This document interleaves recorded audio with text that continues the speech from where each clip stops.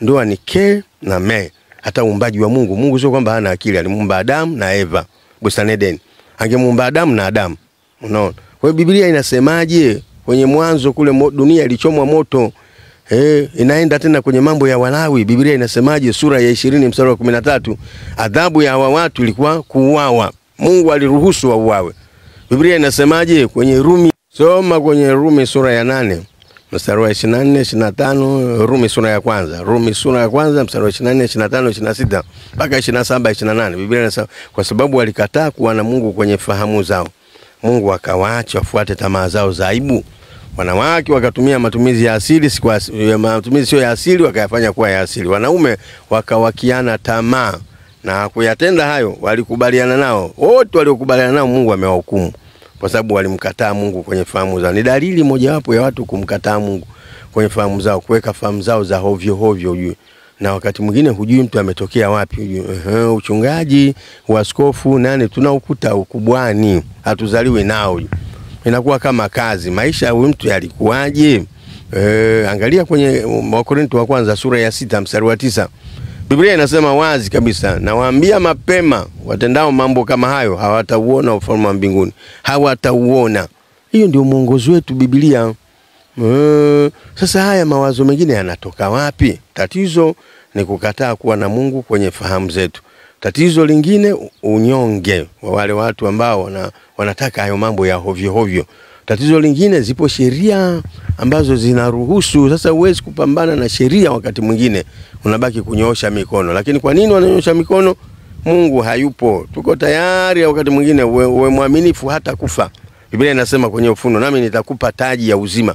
Mazingira kama hayo unatakiwa kuwa mwaminifu hata ikiwaje unakataa. Hata ufungwe, tungekataa wote ujinga huo ni uchafu. Kuna mwanamume tena unaolewa mwanamume kweli. Lengo la kuona wakati ni kuzaa. Sasa unazaa wapi?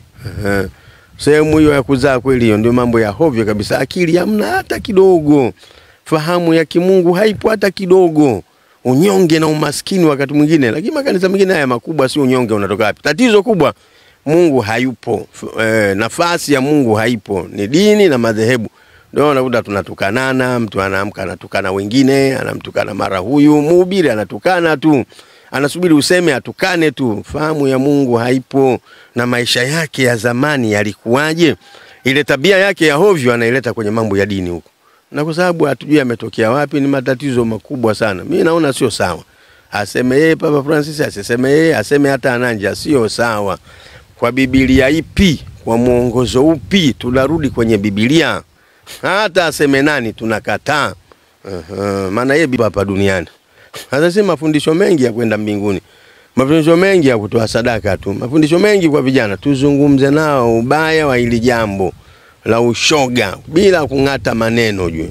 Na serikali za nchi zetu, viongozi wote wa dini tuseme na vijana. Vijana wanaingia kwenye mabadiliko lolote inaweza kutokea. Na vijana wa leo wakati mwingine mambo ya ushoga yana hela. Vijana wa leo fedha hawana, maisha magumu, ni rahisi wakati mwingine kuingia kwenye changamoto hii. Tuseme nao ubaya wa hili jambo na kumkosea Mungu. Na baadaye tunatamani watoto wa kiume waoe walete familia duniani. Sasa wanaolewa wao kuna familia hapo. Ndio dunia inafutika ujue. Kunakuwa hakuna watu wanaokaa. Kiwanda cha Mungu cha familia ni mke na mume ndio kiwanda chake. Sasa sio mume na mume. Hivi kama hivi nina ndevu kweli unaweza ukanipenda kweli unioe kweli? Yani mambo ya hovyo kabisa. Tuseme na vijana wetu. Nafasi kwenye makanisa tuandae semina tuseme bila kungata maneno. Shida yetu vya aibu vya kijinga jinga uje. Ukizungumza na unakuona kama mlevi wa bange, mlevi wa pombe, yani vya aibu vya kijinga. Sisi tuna kitabu kwenye Biblia kinachozungumza mapenzi. Akihubiriwe ndugu mtangazaji. Wimbo ulio bora hauzubiriwi. Watu wanaona kama kitabu cha matusi. Kwa Biblia kimoja. Wao ndio wana akili kuliko Bible. Wanakiona kitabu cha matusi uje. Hicho kinazungumza matusi. Hatuwezi kukihubiri. Kile kinazungumza mambo ya maisha ya familia, mapenzi. Mapenzi ni muhimu sana. Lakini pia kinazungumza uhusiano wakati mwingine wa mwanadamu na Yesu unafanana kama mtu na mpenzi wake uje. Kwa hiyo kilitakiwa kifundishwe kile kitabu kwa vijana. Kihubiriwe kanisani. Kama Biblia imeandika wewe ni nani unaona matusi, wewe nani na wewe na Mungu nani bora. Kwa hiyo ni vizuri vijana tukae nao tangu wadogo wanapoingia bare, tuambie kwamba hili jambo ni baya, ni baya, ni baya, ni baya. Mungu hapendezwi nalo. aliuleta moto duniani kwa mara ya kwanza. Watu walionja moto kwa hasira ya Mungu, Sodoma na Gomora, kwa sababu ya jambo hili la hovyo hovyo, jambo la uchafu. Hii sio ndoa. Watu wanapoita ndoa ni mambo ya hovyo. Ndoa ni makubaliano, ni agano, ni patano la watu wawili wa jinsi tofauti. Sasa hapa jinsia moja ndoa gani? Huu uchafu. Biblia hatuiti ndoa, ni uchafu. Na tunganganie hivyo hivyo, huu uchafu. Watoto wetu tuwaambie uchafu huu. Wanaangalia wengine kwenye masimu humo sasa hivi, mambo ya mitandao, makatuni ya ovyo ovyo. Yaani mambo ya kijinga sana dunia imekuwa. Na sisi tunaona sawa. Tunaona kama ndio maendeleo. Unaona kama ndio kuelimika. Tunaona ndio kama tumechangamka. Mambo ya kuigaiga ya ovyo ovyo ujue. Tukae na watoto wetu tuzungumze. Lakini makanisani pia wazungumzie jambo hili. Watumishi wa Mungu wazungumze na vijana sana. Na vijana waulize maswali yao. Kuna watu wanasema Mungu wengine ameomba na homoni hiyo. Acha ujinga. Wewe na Mungu mkubwa nani? Yaani Mungu anaweza kuumba kwa akakosea kwa ujinga. Mungu akosea, waumbe wanadamu afu aongezee homoni mtu za kike au za kiume? Huo ndio ujinga. Huko ni kujiendekeza, kujitengeneza hivi. Daktari na Mungu nani? Daktari hajamuumba mtu. Mungu ndo ameumba mtu, ndo anayewajua wanadamu. Mbona hakumweka amemweka me? Unaleta mambo ya kijinga jinga hapa kwenye mambo ya imani. Homoni sio nini zimemzidi, ni ujinga mtupu. Yaani alafu na sisi tunawasikiliza sana wajinga kuliko Mungu ujue. Akishapata mtu akiitwa na PhD basi anacheza ujinga tu, tunamsikiliza. Psychologist tunamsikiliza kuliko kitabu cha Mungu. Psychologist anazungumza ujinga. Homoni, mbona mwanawe hana homoni hizo? Yeye mbona hana hizo homoni? Homoni anasukumia wenziwe. Ndio maana wakati fulani Mugabe nilisikia alinifurahisha sana kama kweli. Hawa watu walimwambia uko ushoga, akamwambiaje ni muoe huyo, anatangaza ushoga kwanza yeye. Ni muoe yeye kama anakubali. Mbona walikimbia wenyewe? Huyu anayetangaza homoni aolewe yeye homoni. Yeye apandikizwe homoni, ajiombea apate homoni. Homoni za kike. Mwanawe akipata hiyo hana raha. Anaeleza psychologist. Mimi siwapingi psychologist, lakini psychologist sio Mungu aliyoomba wanadamu. Haya ni mawazo tu wakati mwingine ya wanadamu. Akina Plato, akina Aristotle, wote hao ni wa mawazo ya mwanadamu tu. Hawezi kupingana kuzidi mawazo ya Mungu. Hawambii mwanadamu ametokea wapi. Anaandika kwenye Ayubu 23:10, lakini yeye aijua njia niendeayo na kisha nijaribu nitatoka kama dhahabu. Anayenijua mimi ni Mungu. Kuliko daktari, kuliko mtu yote aliyenileta duniani, amenitengeneza mwanamume. Mimi ni Mungu. Mbona angetaka homoni angetengeneza na matiti na ndevu? Homoni inatoka wapi? Sina matiti na ndevu, hips sijapanuka kiuno, eti na homoni. Toka wakisha homoni ingeonyesha mapema na matiti huyu. Nyie ndio mnapandikiza hizo ujinga mtupu ujue. Mimi wasisikilizi wa ujinga. Na watu wanaamini mawazo ya watu kuliko mawazo ya Mungu huyu. Na kabisa tumtafutie mwana saikolojia. Mwana saikolojia nani? Mimi wakati siwapingi, lakini ni nani? Mbona huyu ni mwanadamu? Huyu ameumbwa na Mungu. Hamjui ametokea wapi, amemuona tu hapa. Mimi nafikiri mambo si ya homoni, si nini amezidiwa. Ujinga mtupu. Homoni irudi kwa watoto wako. Watoto wako utaki, arudi kwa mzee wako homoni. Mzee wako au hivyo utakubali kweli? Utasema hizi homoni jamani babangu amezidiwa. Upuzi kabisa ujue.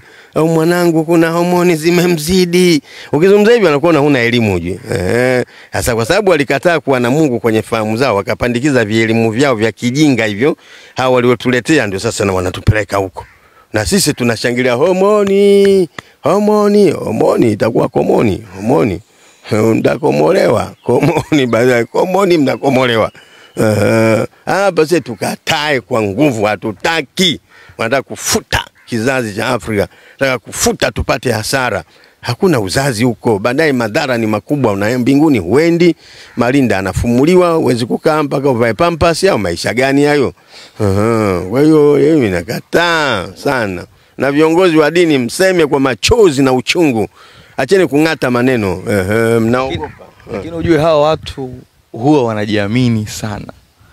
Na wanahisi kama wana haki fulani hivi. Yaani ukikutana nao ni watu ambao kwanza wanajiamini, alafu yani kama kuna kitu ambacho kinawapa backup nyuma ya kiuchumi. Jambo lote baya duniani linatengenezwa kwanza kuwa na nguvu. Baya lolote duniani linatengenezwa kuwa na nguvu. Inapoletwa kwa watu wazuri wanakuwa wanyonge watu wazuri. Lakini sisi tukatae, hata kama watu wataendelea tukatae. Tuwe na maneno ya kusema no, hapana. Biblia imeandika kwenye Mithali sura ile ya 1 mstari wa 10, Mithali 1:10 inasema, mwanangu, wenye dhambi wakikushawishi wewe kataa, tukatae. tunayo nguvu ya kukataa. Kwani unawili ushawishi upo mwingi duniani ujue. Na hao wenye dhambi hawataondoka duniani, watakuwepo mpaka Yesu atakaporudi hao watenda dhambi. Lakini tuna nguvu ya kukataa. Na Biblia inatuamuru hivyo, tukatae wenye dhambi wakikushawishi. Biblia haisemi mwanangu utaishi mbinguni tu, unaishi hapa hapa na wenye dhambi, wenye ushawishi mbaya, lakini wewe kataa. Tunayo nguvu ya kukataa. Ndio maana siwezi kukuletea misumari hapa ukatafuna, una nguvu ya kukataa. Ukubali. Kwa hiyo mambo mengine ama tukatae, tuwafundishe watoto wetu kukataa. Kwamba mtu asikushike hapa, asifanye hivi, na tuwasomee Biblia story hizo za Sodoma na Gomora. Tuwasomee kwenye Mambo ya Walawi, kitabu cha usafi cha dini ya Wayahudi, kwenye sura ya 20 mstari wa 13, hukumu ya Mungu. Tuwasomee kwenye Wakorintho wa kwanza sura ya 6 mstari wa 9, pale panasema wazi. Pale hapangati maneno kabisa.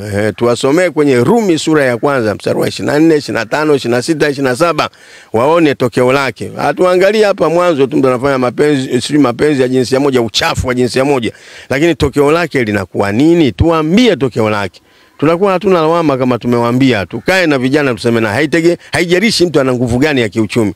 Lakini kama sisi mwongozo wetu ni Biblia, na mtu Mkristo kwenye imani hiyo hawezi kutamka hayo, huko ni kuchanganyikiwa. Haijalishi amezungumza nani. Hiyo ni roho ya kuchanganyikiwa ujue. Na watu wanapaswa kuondoka kwenye dini za namna hiyo za hovyo hovyo ujue. Lakini wapo tu. Na Biblia inasema sio yule aliyetamka tu. Biblia inasema hata wale waliokubaliana naye kama bado wapo, wote hukumu jehanamu wote. Ndio maana ukivuta bangi hapa na wewe uko pembeni hapo, polisi wakija wanabeba na wewe.